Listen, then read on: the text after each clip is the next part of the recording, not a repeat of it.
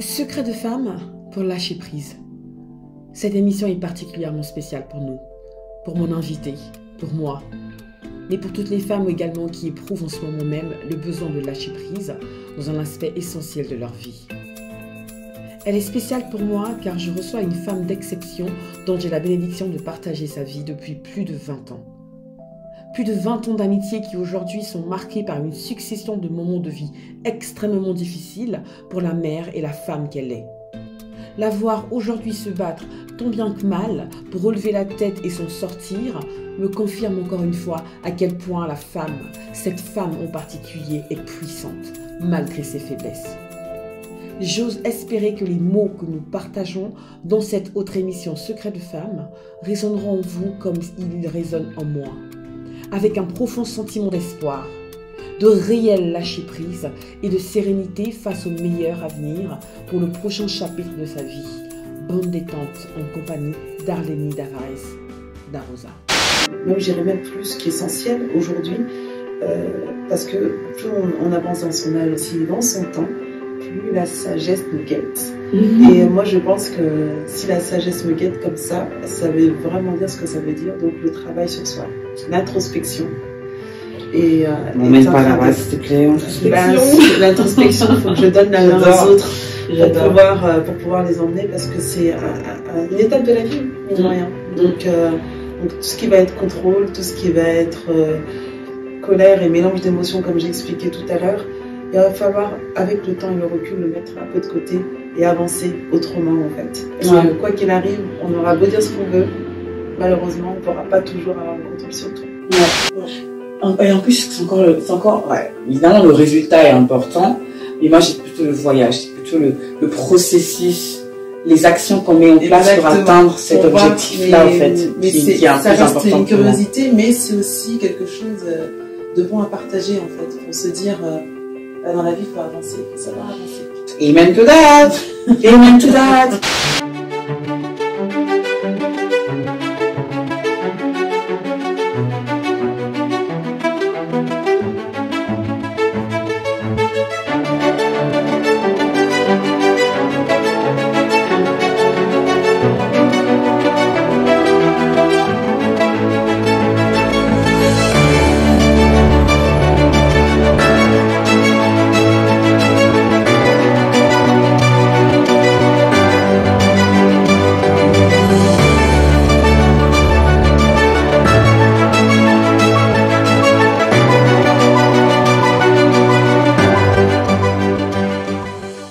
Bienvenue dans cette autre émission de Secret de Femmes. Je suis contente de pouvoir vous retrouver après de longs mois d'absence, mais c'est toujours avec une bonne humeur, avec plaisir que je vous retrouve, tout simplement pour une autre thématique d'aujourd'hui qui est Secret de Femmes pour lâcher prise.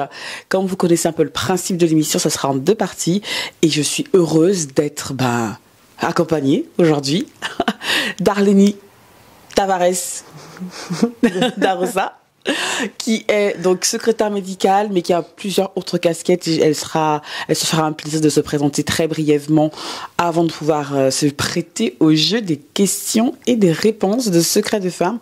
Le principe, comme vous le savez, j'aurais même pour me présenter, je pense que à force qu'ils nous connaissent, qu'ils nous suivent, savent à peu près qui je suis. Je suis Linda Moutomé, l'une des 2 co-animatrices de The Focus, le média qui vous valorise, madame, dans votre rôle de maman et de professionnel et qui vous aide à élargir votre zone de confort.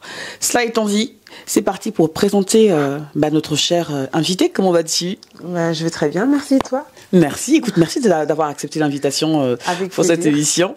Qu'est-ce que tu peux dire à peu près sur qui tu es brièvement pour les personnes qui ne te connaissent pas encore, ma chère ? Alors moi qui suis déjà venue sur c'est vrai, c'est quoi, c'est la 3e fois, 4e fois, je sais plus. C'est la 3e fois, oui. Ouais. Donc moi qui suis... on va dire une adepte de The Focus depuis le début. T'es à la maison, ma chérie, t'es à la maison. Je suis à la maison, ce qui est le cas pour le coup. Donc du coup, je m'appelle Arlénie, j'en suis à ma 40e année de vie. Et je suis maman de 2 enfants, une pré-ado qui a 11 ans et un petit garçon de 7 ans. D'accord. Je suis secrétaire médicale depuis 10 ans et ce métier me plaît et je m'y sens bien. Donc pour l'instant, c'est OK. Donc du côté de la vie professionnelle, ça va et j'en suis plutôt contente. Ouais. Et je suis contente aussi d'être là à cette émission aujourd'hui pour partager ce moment. De toute façon, c'est comme tu le sais, hein, c'est à la bonne franquette, c'est une conversation entre femmes pour un sujet que tu as choisi. Oui. Je vous rappelle le principe quand même, mesdames, parce que vous avez sur la plateforme Secret de Femmes, donc www.secretdefemmes.thefocus.fr, vous avez pléthore de thématiques qui touchent la femme, la mère et la pro. Et c'est vrai que donc Arlénie a pris le temps de regarder parmi que j'ai soixantaine, 80, je sais même pas combien de thématiques il y a. Beaucoup de thématiques. Elle a pris le temps de chercher la thématique qui lui parle, qui lui a fait le plus mouche, pour pouvoir ensuite donc proposer la thématique qui va suivre, donc Secret de femme pour lâcher prise. C'est en 10 questions. 10 questions donc les 5 premières questions vont constituer la première partie de cette émission et les 5 autres, la seconde partie de l'émission. Le principe est simple. Je pose des questions, il y a 10 questions, donc je vais les lire. Et puis au fur et à mesure de la conversation, de l'échange, Arlénie va nous partager ses réponses de manière spontanée. Mais j'ai envie de dire... On va le faire peut-être pour la deuxième partie parce que il y a quelque chose de nouveau là. Il y a une espèce de petit tirelire là au début, tout au milieu de la table. On va en parler juste à la fin de la première partie. Okay. Je fais un petit teasing comme ça, tu vois, un truc assez soft, rapidos. Alors, c'est parti pour la lecture des 5 premières questions qui constitueront cette première partie d'émission. Let's go. Alors.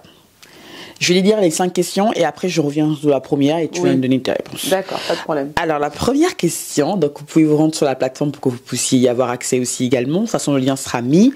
Première question, c'est quelles sont les situations dans lesquelles tu as du mal à lâcher prise? Liste-les. La question numéro 2, comment se manifeste en toi le manque de lâcher prise? Fais-tu face à tes émotions négatives ou les enfuis-tu au fond de toi par peur de perdre le contrôle? Ça, c'est la question 3. Elle pique un peu celle-là aussi. Elle pique. La question 4, c'est t'est-il déjà arrivé de perdre le contrôle? Et la question 5, par laquelle je terminerai pour cette première partie d'émission, est comment t'es-tu senti? Vous avez vu, hein, les questions, elles sont imbriquées un peu toutes ensemble. Exact. Parfois, elles sont un peu indépendantes les unes des autres. Et bien souvent, comme tu l'as vu pour toutes les autres thématiques, elles sont suivies. Enfin, elles se suivent et elles se... Bien sûr. Prête pour la première partie d'émission? Allez, c'est parti. C'est parti.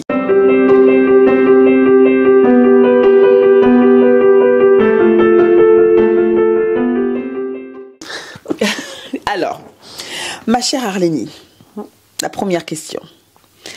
Quelles sont les situations dans lesquelles tu as du mal à lâcher prise? Liste-les. 2, alors, ça suffirait, je trouve. Les situations, je vais parler dans mon cas à moi. Je suis une personne qui, de prime abord, est un peu maniaque.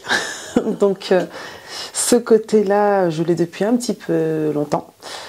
Je l'ai eu pendant une longue partie de ma vie, en ayant une pré-ado à la maison et un enfant un petit peu moins bordélique, on va dire. Là, de ce côté-là, le lâcher-prise est un gros travail parce que ça reste des détails, mais quand on a une pré-ado qui va rentrer, qui va pas ranger son sac, alors qu'on l'a ordonné les choses depuis l'âge de 3 ans, on va dire, et qui lâche, elle, de son côté prise, parce qu'elle essaye de désordonner un petit peu les choses. Donc, je pense que ça, c'est l'une des premières. Donc, voilà, ça, c'est un peu le côté où j'ai un peu plus de mal. Le côté... Là, c'est la mère qui est en toi, si je vois bien. On va dire que c'est le côté maman, on va dire ça comme ça.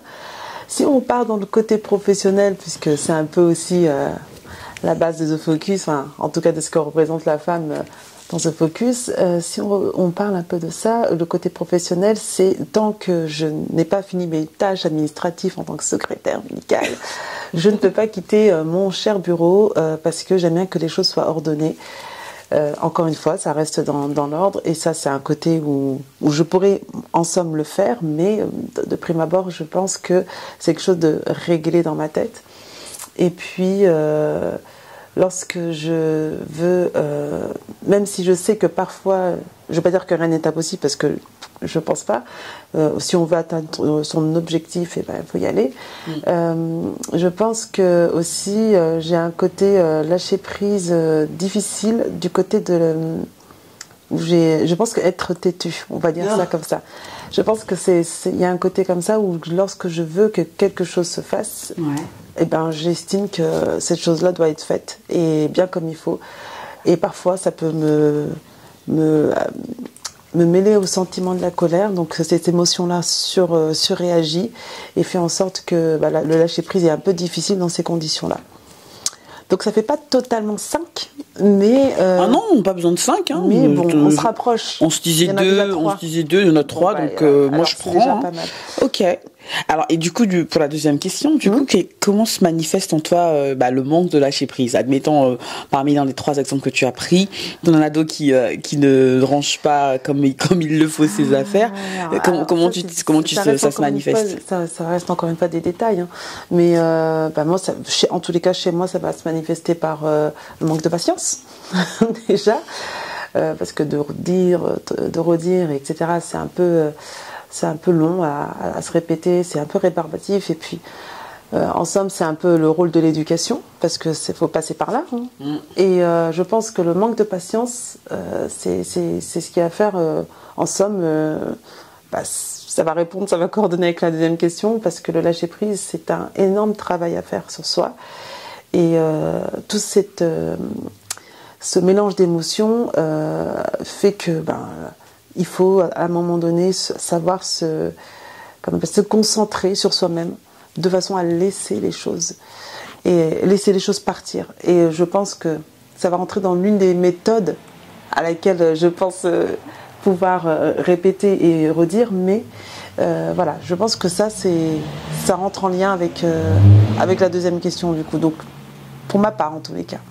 Du coup, je me demande si on passe pas par la petite case définition du lâcher prise tel que toi tu le conçois.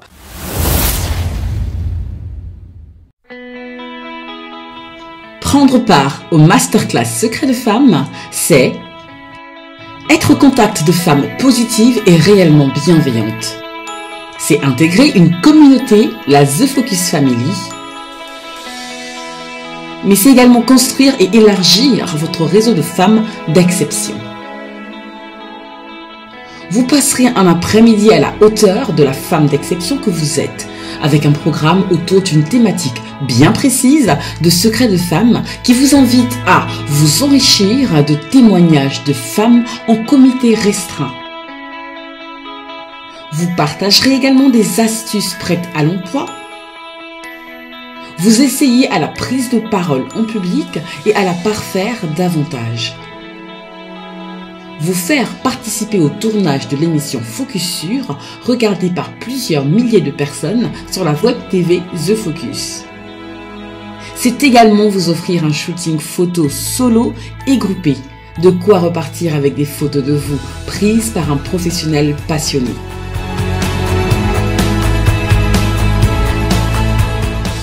Peu importe ce qui aura fait le plus vibrer votre cœur, mesdames. Vous gagnerez toujours à participer au masterclass Secret de Femmes avec Perle et moi. Nous avons hâte de vous accueillir.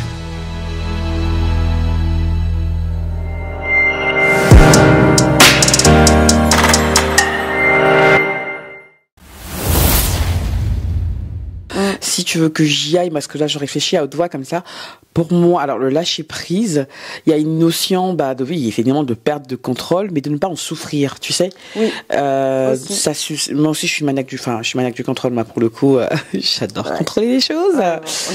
On se soigne avec du. Et le pire, c'est que je trouve que ça s'est exacerbé avec quand je suis devenue maman. Mais paradoxalement aussi, c'est aussi ça qui m'a un peu qui est en train de me guérir, parce que j'essaye de me guérir pour certaines choses, parce qu'effectivement il y a des choses sur lesquelles on n'a pas de contrôle. Oui. Et je crois que le lâcher prise intervient lorsque on a besoin de ne pas en souffrir. Oui, totalement. De ce manque de contrôle. D'où le fait qu'il faut faire ce travail sur soi, pour que justement le contrôle, je pense qu'à un moment donné dans sa vie, c'est plus quelque chose qui va le contrôle, à un moment donné, il va falloir qu'on lâche ce contrôle pour pouvoir passer à autre chose et pour pouvoir gagner du temps et de l'énergie. C'est très important. Enfin, moi qui suis dans ma 40e année, je le dis, moi qui suis à cet âge-là, avec mes 2 enfants, je me dis, plus le temps passe, plus l'énergie commence à en dépendre, parce que je me focalise clairement sur autre chose, en me disant que le plus logique et le plus stratégique, c'est de commencer par ça. Donc le lâcher prise, pour moi, il est très important, puis même, je dirais même plus qu'essentiel aujourd'hui, parce que plus on avance dans son âge aussi, dans son temps, plus la sagesse nous guette. Et moi, je pense que si la sagesse me guette comme ça veut vraiment dire ce que ça veut dire. Donc le travail sur soi, l'introspection. On m'emmène pas là-bas, s'il te plaît, l'introspection. L'introspection, il faut que je donne la main aux autres pour pouvoir les emmener, parce que c'est une étape de la vie, mine de rien. Donc tout ce qui va être contrôle, tout ce qui va être colère et mélange d'émotions, comme j'ai expliqué tout à l'heure, il va falloir, avec le temps et le recul, le mettre un peu de côté et avancer autrement, en fait. Parce que quoi qu'il arrive, on aura beau dire ce qu'on veut, malheureusement, on ne pourra pas toujours avoir le contrôle sur tout. Et puis c'est ok un peu au final, hein. Moi je trouve que c'est ok. Et ouais, j'aime beaucoup ce que tu dis par rapport à l'introspection, parce qu'effectivement quand on se rend compte, après moi personnellement l'âge pour moi 40 ans, 50 ans, 20 ans, 30 ans, la sagesse, oui, arrive n'importe quand. Oui. Et puis surtout l'introspection, plus tôt on la commence, mieux c'est, j'ai envie de dire. Connaissance de soi oblige, ça y est, c'est mon sujet de prédilection que j'adore. Mais c'est vrai que oui, pour faire la corrélation avec le lâcher prise et l'introspection, c'est de se dire ok, quelles sont les situations dans lesquelles je me trouve suffisamment en confiance et confortable pour lâcher prise et pour ne pas être en souffrance de cette perte de contrôle-là. Dans quel domaine, dans quelle situation, qu'est-ce que ça implique pour moi, pour les personnes autour de moi.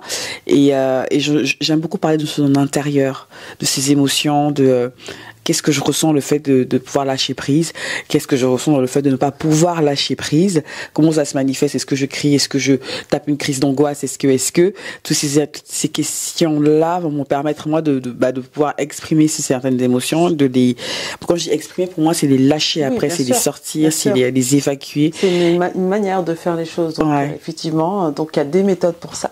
Exactement. Il y a plusieurs. Et puis chacune l'emploie à sa manière. Exactement. On est d'accord. Ouais, on est d'accord. Du coup, c'est une belle transition, j'ai envie de dire, pour passer à la question 3. Si je me dis pas de bêtises, si j'ai bien le compte, c'est fais-tu face à tes émotions négatives ou les enfuis-tu au fond de toi par peur de perdre le contrôle, justement. On a un peu répondu à la question, j'ai envie de dire. Justement, je suis un peu mitigée. Donc cette question, elle est très importante parce que à l'heure actuelle, par exemple, où je vis une période pas simple dans ma vie, donc les émotions se mélangent, encore une fois, et donc le travail d'introspection prend plus forme parce que quand on arrive à une étape de sa vie où on a toujours fonctionné pareil, avec cette façon de faire, ce contrôle, etc., on se dit c'est comme ça, c'est pas autrement, on estime qu'à un moment donné, non, c'est plus comme ça, c'est pas, et que ça pourrait être autrement. Donc moi, en ce qui va me concerner, les sentiments, aujourd'hui, j'y travaille, c'est-à-dire que j'évite de me les enfouir comme je l'ai fait pendant pas mal d'années. Donc un travail sur soi. Donc la respiration pour ma méthode, et puis j'estime que l'apprentissage en lisant des livres, en écoutant des podcasts, en m'intéressant aussi au parcours de vie de chacun, parce qu'on se rend compte qu'en fait, mine de rien, le lâcher prise touche tout le monde finalement, à sa manière, à chacun son échelle, mais oui, effectivement, ça fait du bien de savoir que d'autres personnes puissent partager son expérience de vie et de savoir que, par exemple, toi, c'est sur le contrôle, moi, c'est sur autre chose. Donc là, on se rend compte que le lâcher prise a une grande définition. Donc là, aujourd'hui, actuellement, avec la troisième question, du coup, je suis un peu mitigée parce que c'est une étape à laquelle, avec la période de ma vie actuelle, c'est une étape à laquelle je travaille. Donc je jauge. Je sens une balance là. Je crois que tu as dit beaucoup de fois le mot travail. J'ai rien contre ça, hein, le travail, moi j'adore. Mais je trouve que psychologiquement, après ça c'est mon opinion, ça n'engage que moi évidemment, je sais pas ce que vous en pensez mesdames, dites-nous ça en commentaire, mais je trouve que le mot travail renvoie à une notion de quelque chose de construction. Oui, mais en fait quelque chose peut-être parfois vers laquelle on n'a pas spécialement envie d'y aller parce que dit travail, il faut que je travaille dessus. Ouais. Et moi j'aime bien remplacer le mot travail par voyage, par tu vois, par exploration, ça reste toujours l'exploration de l'intérieur de soi. Ouais, mais disons que moi, en tout cas moi comme je dis c'est psychologique dans ma tête, je me dis bah écoute, je vais faire un voyage vers qui je suis. Plutôt que de me dire de travail d'introspection, je vais faire un voyage vers le questionnement de mes émotions, parce que la période dont tu parles, moi je la connais, je l'ai traversée, je la traverse encore un peu, j'ai envie de dire, même si c'est pas la même intensité, c'est pas exactement la même situation, mais quoi qu'il en soit, ça reste quand même beaucoup d'émotions négatives. Exact. Et je crois qu'on a eu aussi notre manière un peu différente de pouvoir traiter la situation. Maintenant, après, c'est très en lien avec qui nous sommes de manière respective. Et c'est vrai que moi, quand on parle de faire face à ces émotions négatives, ou les enfuis-tu, évidemment, moi, je les enfuis pas. Moi, j'en fuis aucune. On les exprime. Ah non, mais moi, j'en fuis aucune émotion. La joie, la colère, tout ce que tu veux. Je n'en fuis aucune émotion. Mais justement, il ne faut pas les enfouir. Ouais, parce que je crois que c'est dangereux. Bah oui, je pense qu'à long terme, ça peut l'être parce que... encore une fois, donc on va parler de voyage. En faisant le voyage intérieur, on se rend compte qu'en fait, si on lâche pas prise, finalement, ça nous fait pas du bien de l'intérieur, en fait. Quelque part, ça nous déconstruit et puis ça nous permet pas d'avancer, en fait. Donc, les enfouir, non, c'est pas une bonne chose. Et c'est vrai que le travail ou le voyage, effectivement, peut permettre d'être, entre guillemets, guéri. Je parle d'une guérison sans parler pour autant d'une pathologie, en fait. C'est pas pathologique. Ouais, non, ouais, je vois ce que tu veux dire. La guérison... C'est puissant, ça, c'est d'être guéri. Oui, d'être guéri, parce que c'est le chemin de la vie, en fait, qu'on emprunte. Et ce chemin-là, mine de rien, chacun y va à sa manière, peu importe l'âge, j'entends bien encore une fois, mais ça nous permet de, step by step, de monter marche par marche. Bah ouais. C'est soit les monter ou soit les redescendre, en fait. Donc, si on peut éviter de régresser dans la vie, c'est une bonne chose. Et avec le lâcher prise un peu plus chaque jour, c'est aussi bien. Ouais. Donc, si demain les chaussettes traînent par terre, c'est pas grave. On les ramassera après-demain, mais on verra chaque chose en son temps. Ouais. Après, moi, je me suis dit, bien relativisé. Je me dis, il n'y a pas mort d'homme. Ça, c'est peut-être quand je suis devenue maman aussi. Je me suis dit, parce qu'avant, je pétais un câble pour un ami ou pour un autre. Bah oui, non, mais il y a des trucs par terre qui traînent. Il y a des miettes, tu viens de passer l'aspirateur, le petit arrive pour prendre son goûter, et puis il te renverse tout. Oui. Et j'ai même une anecdote complètement dingue. Je voyais mon fils, le deuxième, donc, qui est en train de prendre son goûter, et il veut prendre, en fait, je le vois aller vers sa main, aller vers je crois que c'est non pas un jouet, parce que j'aime pas quand ils ont des jouets à table pendant qu'ils prennent leur goûter, mais qui voulait prendre un deuxième cookie ou un truc dans le genre.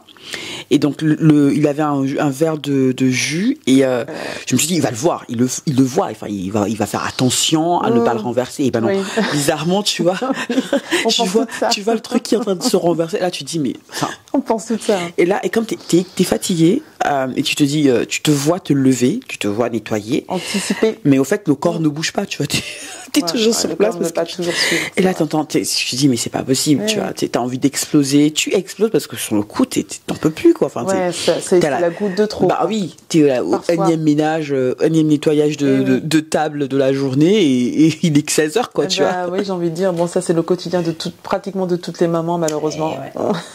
Maniaque ou pas. C'est nos quotidiens. Ça me fait penser à la quatrième question, avant-dernière question de cette première partie d'émission. C'est, t'est-il déjà arrivé de perdre le contrôle? Ah oui. Tu m'étonnes. Ah oui, plusieurs fois. Cette question, elle toujours la mère en toi, ou la pro, ou juste la femme, tout simplement? Je pense que c'est dans mon intégralité, dans les trois personnes. En fait, concrètement, oui, ça m'est déjà arrivé plusieurs fois de perdre le contrôle. Là où je gère le plus, je pense, c'est sur mon lieu de travail, honnêtement, parce que concrètement, c'est là où, c'est quelque chose, quelque part, c'est obligé. La force tranquille, elle est vraiment sur mon lieu de travail. Là, c'est le côté, le Harleny que même moi, parfois, je ne reconnais pas, parce que voilà. Et le contrôle, pour le coup, il est bien maîtrisé. Alors oui, de ce côté-là, je peux reconnaître que je ne perds pas complètement, pas du tout, voire. Mais en tant que maman ou même femme, moi qui suis pratiquement tous les jours derrière mon volant, j'ai pas très grande patience. Est-ce qu'on en parle de ça? Est-ce que tu veux vraiment aller sous cette... Ce que je veux dire, c'est que quand on perd le contrôle... Parce que bon, pour la petite anecdote, la petite info, Arlénie et moi, on se connaît depuis presque 20 ans, même plus. Plus de 20 ans. Plus de 20 ans. Donc, il y a des trucs, il y a des secrets qu'on peut pas vous donner comme ça. Mais quand elle parle d'être derrière le volant, c'est un euphémisme qu'elle dit. Hein. Franchement, que tu perds un tout petit peu le contrôle derrière le volant, un tout petit peu. C'est un gros euphémisme. Oui, un énorme euphémisme. Merci de me couvrir de cette couverture. C'est gentil. Nos amis respectifs vont confirmer. Je suis sûre qu'elles sont en train de se marrer là. Je pense qu'elles sont en train de rire. Mais je reconnais que voilà, c'est l'une des parties en soi. Donc si on veut parler de la femme en soi et de la maman qui parfois peut perdre patience pour certaines choses. Mais c'est un travail.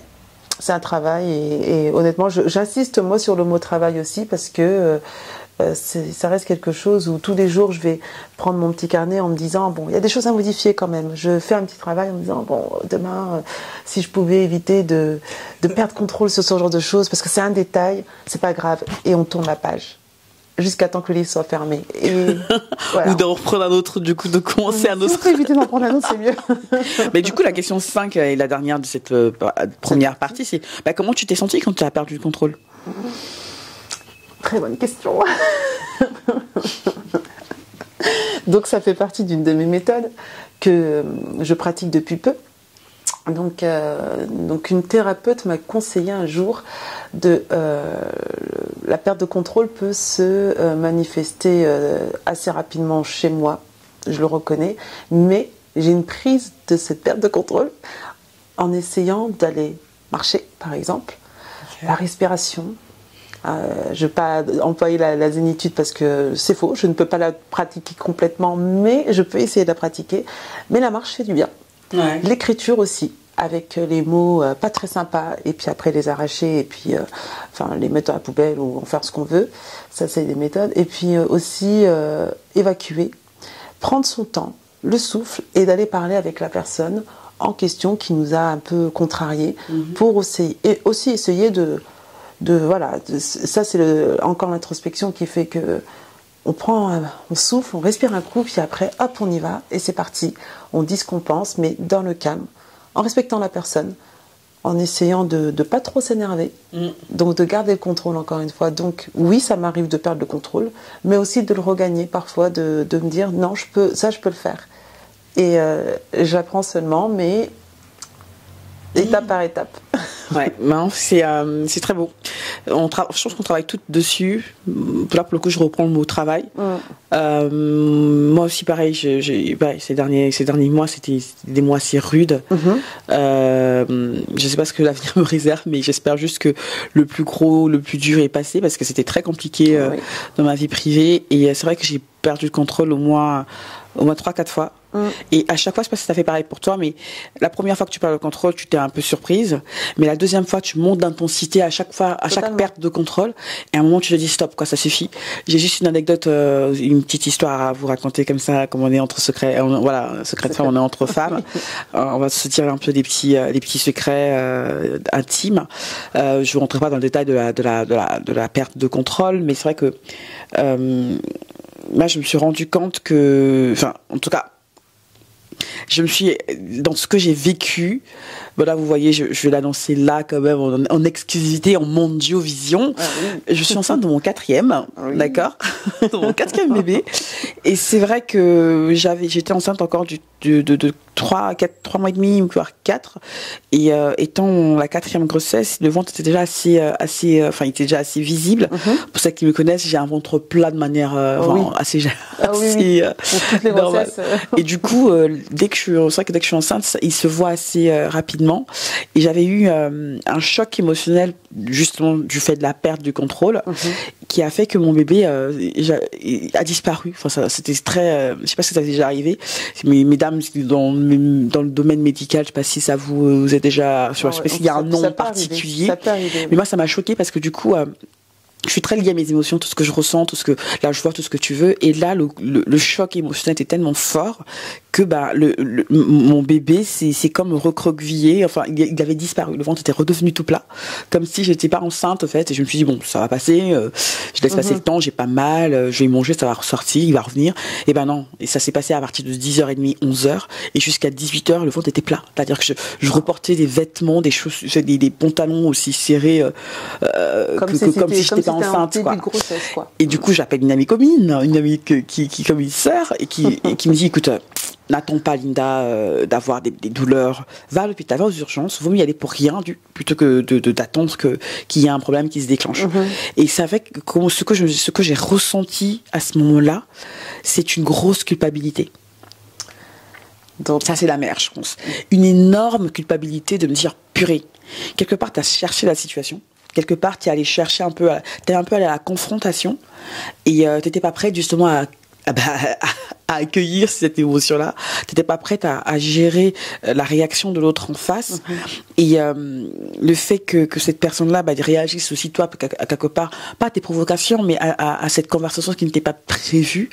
Et les réponses que j'ai eues m'ont tellement chamboulée que mon bébé, au fait, pour la faire simple, s'est mis debout. Voilà. Derrière, qui s'est mis debout.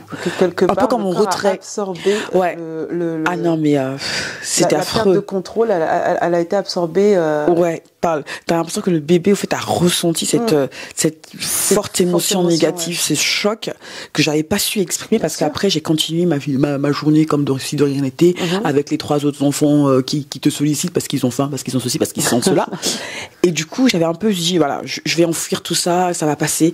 Et mais 2-3, je passe dans la classe, je regarde quand même, ça va revenir. Et puis là, donc j'ai vraiment ressenti une forte culpabilité. Ça a duré un bon mois après, parce que quand le médecin m'a expliqué que ça peut arriver, les chocs et tout ça, je me suis vraiment sentie très très mal pendant un mois, quoi. Je peux comprendre. Et je me suis dit, mais même pas encore ce bébé, il est déjà en train de vouloir fuir, quoi, tu vois.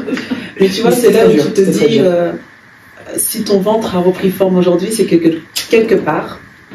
Voilà, le lâcher prise a été fait et on voici la preuve. Non, c'est vrai. Là, on va arriver à la fin de cette première partie d'émission. J'espère que vous avez pu déjà profiter de cet instant un peu exquis. Moi, je savoure toujours. Moi aussi, je savoure bien. Ça me fait plaisir d'être là. On est bien, on est à l'aise. On parle de quelque chose d'intéressant. On a des questions pertinentes. Ça fait du bien. Écoutez, toujours. Hein. Toujours. Et puis, je voulais qu'on prenne le temps de parler de la petite boîte là qui est transparente là. Oui. Intrigante. On y va. Restez avec nous. On va se parler de cette petite boîte. La dernière émission Focus Sur, celle qui nous suit, parce que ça c'est Secret de Femme l'émission, mais l'émission se Focus Sur, on l'a inaugurée, on n'a toujours pas trouvé de nom. La tirelire temporelle, la tirelire The Focus.